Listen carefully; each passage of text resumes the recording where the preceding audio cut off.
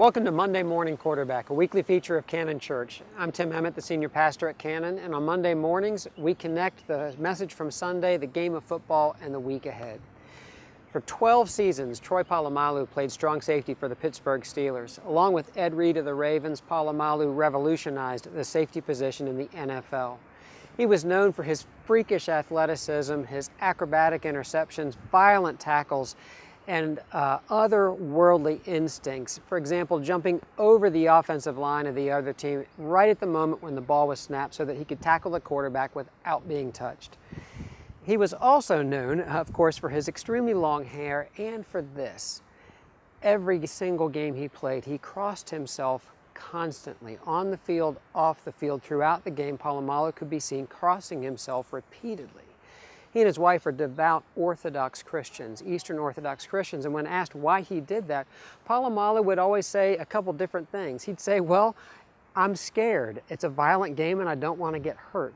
But the other thing he would say was this: football can bring out the best in us, but it can also bring out the worst. Pride is a big part of football, and pride can be a good thing if we take pride in our work, but it can also be extremely seductive. Playing football in front of 60,000 people in the stands and millions more on television, you could be caught up in pride, become full of yourself. And Polamalu was always very clear that he did not want to be caught up in himself, full of himself. He was also known for saying, you know, football is what we do, it's not who we are.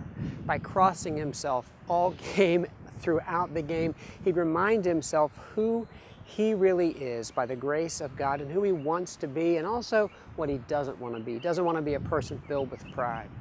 In those ways, I always have felt like Polamalu bore a very humble, clear, compelling witness to the gospel. It was clear that what he did for Christ.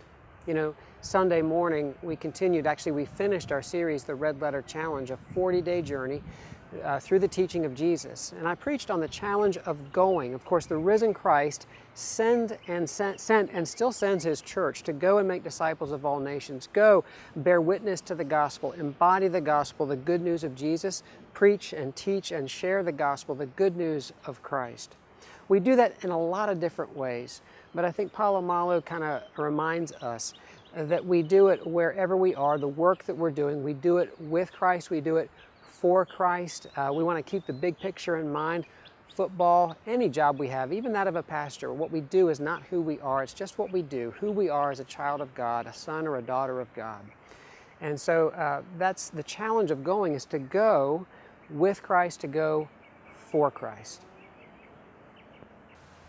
So what's the game plan for this week? Well, it's pretty simple. Pull a Polamalu. What's that mean? Well, it means whatever you do, wherever you go, remember that there because you have been sent. On Sunday I preached from Matthew 28:16 through 20, in which Jesus, the risen Lord, says, go, make disciples of all nations. Wherever you are, wherever you go, you have been sent. And so it's important for us to remember that wherever we go, we represent Christ. We bear witness to the gospel. You can remember that in a couple different ways. It could be that every time you step outside your door or get online, you remind yourself of that passage from Matthew. Go therefore make disciples of all nations, right?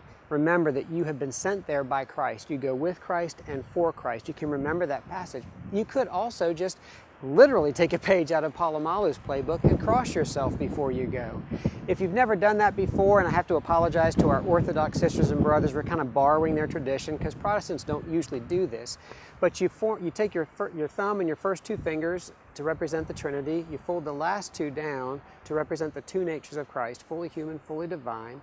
You touch your forehead, your heart, your right shoulder, and your left to form the cross, and that's just a simple way of reminding whose you are and who you are, and the fact that you go wherever you are going with and for Christ. That's the game plan for this week. Pull a Polamalu each day this week. I hope you have a great week.